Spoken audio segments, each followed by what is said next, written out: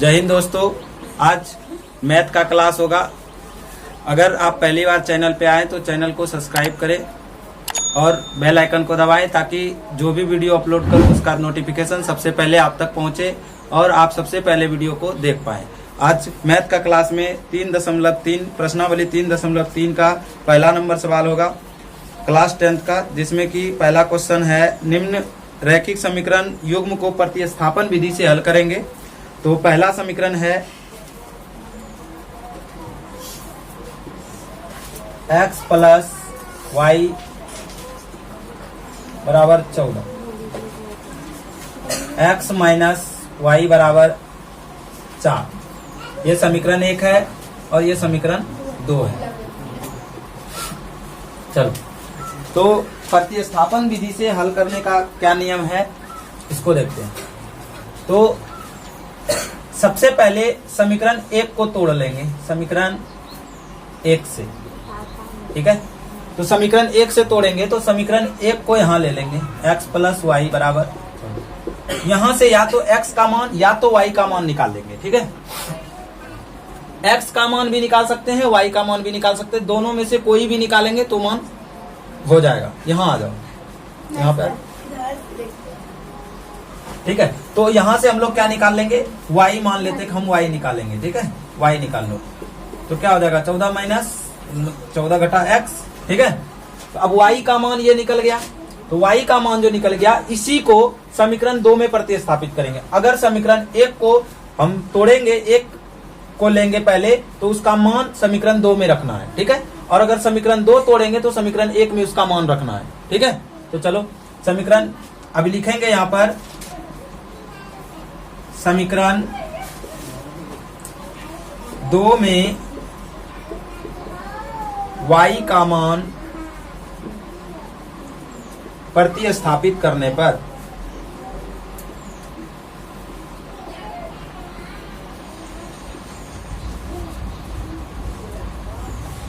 क्योंकि हम लोग क्या कर रहे हैं, ये y का मान जो है समीकरण 2 में y को हटा के उसके जगह पे इसका मान प्रतिस्थापित करेंगे। प्रतिस्थापित करने के लिए मतलब क्या होता है, यानी एक के जगह पर किसी दूसरे को लाना, ये ना होता है प्रतिस्थापित करना। कोई है उसको हटा के उसके जगह पे किसी और को लाना। तो यहाँ पर y है तो y को हटा के क्या करेंगे, y का मान रखेंगे। तो देखो कैसे, समीकरण 2 को पहले लिख लेते हैं, x माइनस वाई बराबर कितना है, 4 है ना। तो चलो यहाँ पर x घटा y के जगह पे क्या रख देंगे, अब ये 14 माइनस यानी 14 घटा x, नहीं 14 घटा x y के जगह पे रख दिए, बराबर कितना है 4 है, ठीक है। चलो फिर यहाँ देखो नीचे x माइनस, यहाँ से यहाँ देखो, यहाँ पे नहीं कुछ तो क्या है, प्लस है, तो प्लस माइनस करेंगे तो माइनस प्लस माइनस 14, फिर माइनस माइनस करेंगे तो क्या हो जाएगा प्लस x।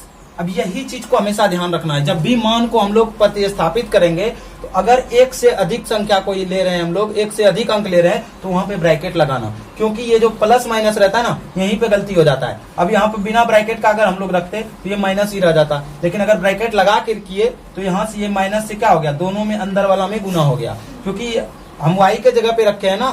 तो y के जगह पे जब रखे तो ये माइनस जो बाहर में बचा वो उसमें गुना होगा, ठीक है, दोनों में होगा। तो y में माइनस, क्योंकि y में माइनस लगा हुआ था, तो y के पूरे मान में ना माइनस लगेगा, तो पूरे मान में जब माइनस लगेगा तो माइनस से दोनों में गुना करेंगे तो माइनस प्लस माइनस और माइनस माइनस प्लस हो जाएगा। फिर बराबर कितना है, 4 है। चलो अब यहां से देखेंगे x और x को दोनों को जोड़ देंगे, कितना हो जाएगा 2x, x प्लस x क्या हो जाएगा 2x हो जाएगा। और ये संख्या को उस पार भेज देंगे, तो उस पार में अकेला 4 बैठा हुआ था, अब 4 के पास ये 14 चला जाएगा, तो ये घटाव में 14 है तो उधर जाके जोड़ में हो जाएगा। क्योंकि कोई भी संख्या को जब बराबर के इस पार से उस पार लेकर जाते हैं तो उसमें क्या होता है, बराबर के उस पार जाने के बाद उसका चिन्ह बदल जाता है। अगर माइनस में रहेगा तो प्लस हो जाएगा, प्लस में रहेगा तो माइनस में हो जाएगा। फिर देखो यहाँ पर 2x बराबर क्या हो जाएगा 18, इधर बनाते हैं। अब तो अगर x का मान निकालेंगे तो क्या हो जाएगा 18/2 हो जाएगा, 18/2। अब 2 से कटाएंगे तो कितना बार में, 9 बार में, तो x का मान क्या आ गया 9 आ गया। अब जब x का मान निकल जाएगा तो क्या करना है, अभी तो हमको y भी चाहिए, तो y के लिए क्या करेंगे, अब इस x के मान को या तो हम लोग इस मान में भी रख सकते हैं, यहाँ पर y बराबर रखा हुआ है, इसमें भी मान हम रख सकते हैं, लेकिन इसको हमको फिर समीकरण थर्ड मानना पड़ेगा। उस तरह से भी बनाता है अगर तो भी सही होगा, वो गलत नहीं होगा। ठीक है, तो हम लोग क्या करेंगे, इसको मान को समीकरण 1 में रख देंगे। मतलब हर क्वेश्चन में एक ही रूल लगाएंगे तभी समझ में ज्यादा आएगा, क्योंकि हर में अलग अलग अगर करेंगे, किसी में 2 समीकरण से बनाएंगे, कहीं 3 कर देंगे तो फिर प्रॉब्लम होगा। अगर 3 वाला आएगा तो इस तरह से बनाना है। अभी ये समीकरण 2 समीकरण से बन जाएगा। तो x का मान 9 आया, तो 9 को रखेंगे समीकरण 1 में, तो लिखेंगे यहाँ पर समीकरण 1 में x का मान रखने पर, x का मान रखने पर, तो समीकरण 1 क्या है, यहां पर देखो x प्लस वाई बराबर कितना है। अब देखो यहां पर x के जगह पे रखेंगे, मान रखने पर लिखो, यहाँ पर प्रतिस्थापित करने पर, एक ही बात है दोनों। ठीक है, तो अब x का मान प्रतिस्थापित करेंगे, यहां पर कितना हो जाएगा 9, तो y का मान यहां से निकालेंगे, इसलिए y बराबर क्या हो जाएगा 14। ये क्या बताया, अगर कोई संख्या जोड़ में है इस पार में, तो उस पार में जाके क्या बन जाएगा, वो घटाव में हो जाएगा। अगर इधर घटाव में है तो उधर जाके जोड़ में हो जाएगा, चिन्ह बदल जाता है बराबर के उस पार जाने के बाद। तो यहाँ पर 9 चला जाएगा उस पार, तो y का मान क्या निकल गया 5 निकल गया। तो यहाँ पे हम लोग लिख देंगे x का मान आया 9 और y का मान कितना आया 5। ये होता है प्रतिस्थापन विधि। ठीक है, ये प्रतिस्थापन विधि है। पहला नंबर सवाल 3.3 का पहला नंबर सवाल है। ठीक है, चलो उतार लो इसको।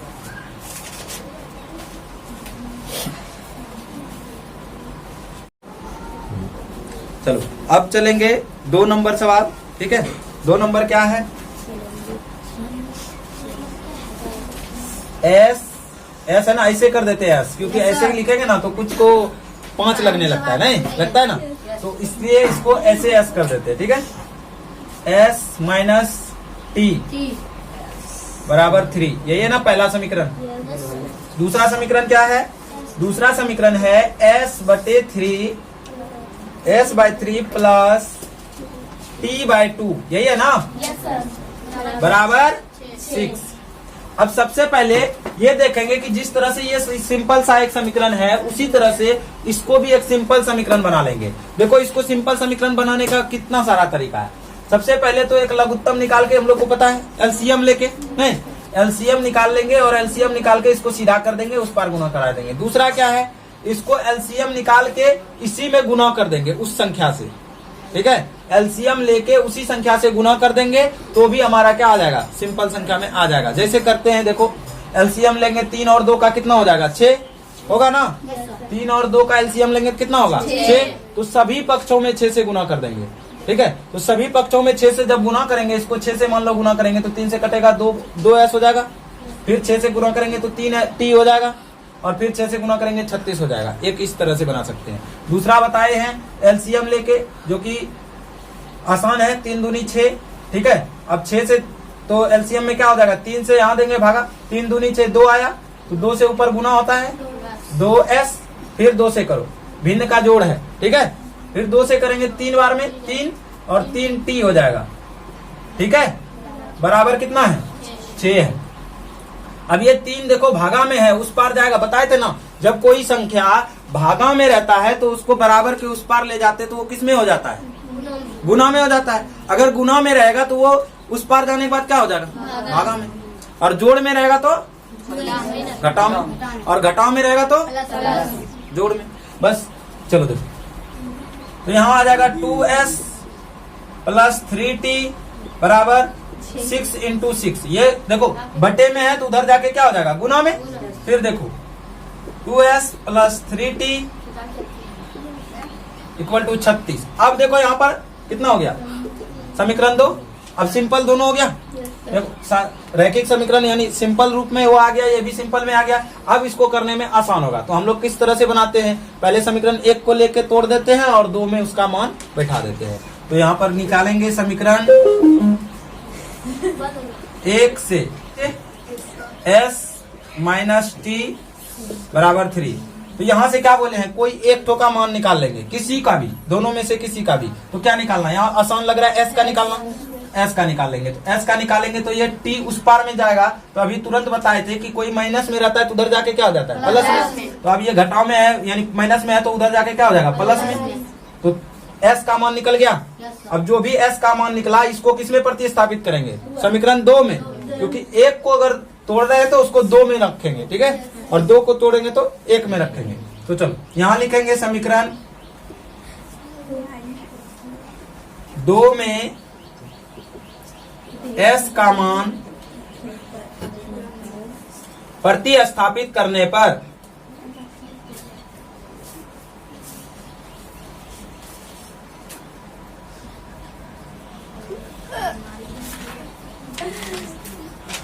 तो समीकरण 2 में एस का मान प्रतिस्थापित करने पर, तो समीकरण 2 को यहां से लिख लेंगे 2s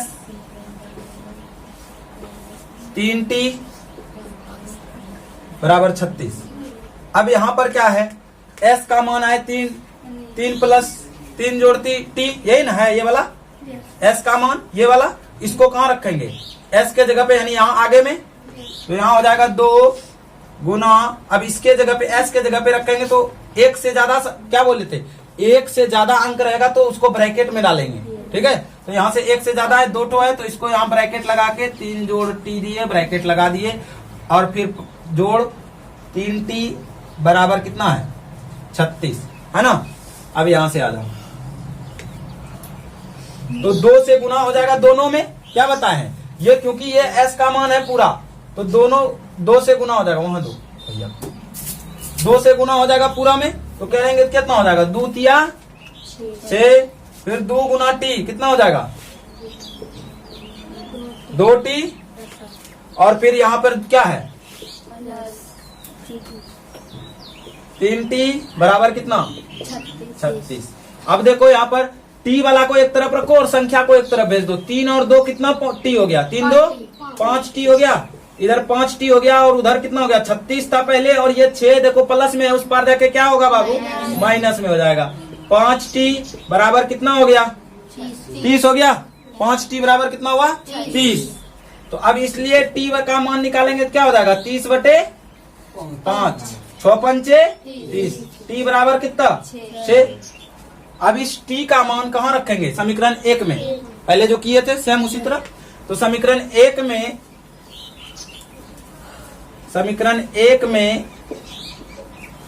t का मान रखने पर, ठीक है, तो समीकरण 1 में t का मान रखो, s माइनस t बराबर है 3 समीकरण 1 का। अब यहां पर मान रखेंगे s माइनस t का जगह पे क्या आ जाएगा 6 बराबर कितना 3, तो s का मान क्या हो जाएगा 3 जोड़ 6, तो s का मान क्या हो गया 9 हो गया। तो अब s का मान निकल गया 9 और t का मान कितना निकल गया 6, ये हमारा आंसर हो गया। ये 2 नंबर हो गया, उतार लो इसको।